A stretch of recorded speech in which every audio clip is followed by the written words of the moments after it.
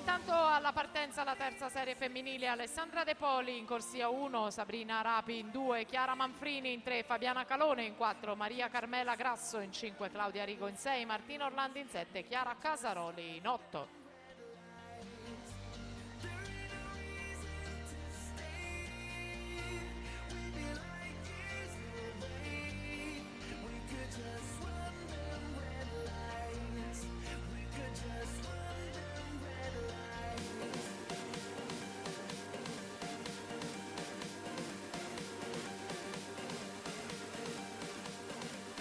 L'arrivo di questa serie con la Peruzzetto,